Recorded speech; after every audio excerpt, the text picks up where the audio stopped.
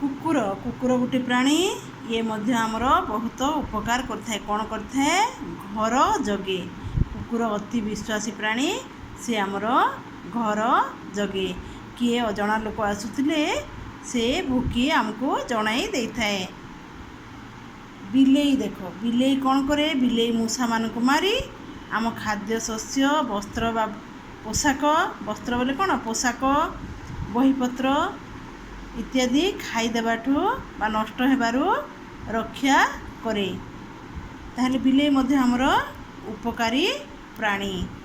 देख एटा होची कौन? मेंढा। एटा कौन होची? मेंढा।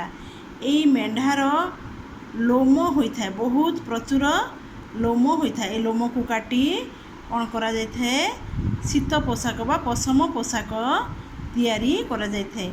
एही पशम पोशाक केउं दिने पिंधा जाए? शीत दिने यह पिंधा जाए। यही पशम पोशाक पिंधिले उषुम लगे बा गरम लगी थाए। तेणु मेंढा लोमर कौन हुए? पशम पोशाक। यही पशम पोशाक केउं दिन पिंधा जाए? शीत दिने पिंधा जाए। पिंधिले आमको गरम लगे। देख यहाँ हूँ महुमाछी। महुमाछी मध्य आमर बहुत उपकार करथाए। से कौन करथाए? सब फूल मानक पाखु जाई महू संग्रह करी गोटे घर करी सेठी रखी थाए। किछि मात्रा रे खाई थाए, बाकी महू संग्रह करी रखी थाए। ताको आमे जाई आनी एठी महू संग्रह करी बिक्री करती बा ताको औषध बा दरकारी खाद्य रे व्यवहार करा जायथे। देख एटा होची महू। एही महू केउठु आसिला?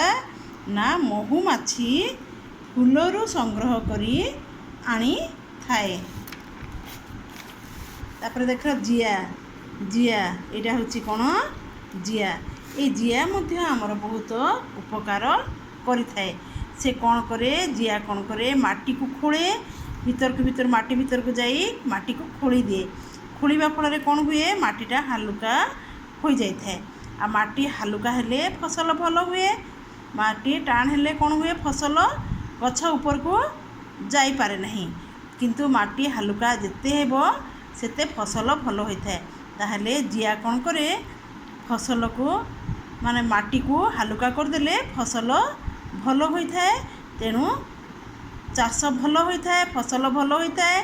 ताहले जिया को आमे कृषकर बंधु कहूँ, कारण जिया कृषकर बहुत उपकार करिथाए, फसल वृद्धि रे साहाय्य करिथाए। तापर देख काऊ, शागुणा, बिलुआ एमाने कौन करती? एमाने मध्य आमर उपकार करती। कौन करती? बाटरे पचा सढ़ा जिनिस पड़ीथिले ताकू खाई सफा कर दियंती। माने जीव माने जो मरिकी पड़ी थांती ताकू से माने कौन करती? काऊ, शागुणा, बिलुआ इत्यादि खाई दियंती एवं आम परिवेश रास्ता घाट परिष्कार बा सफा कर दियंती। धन्यवाद।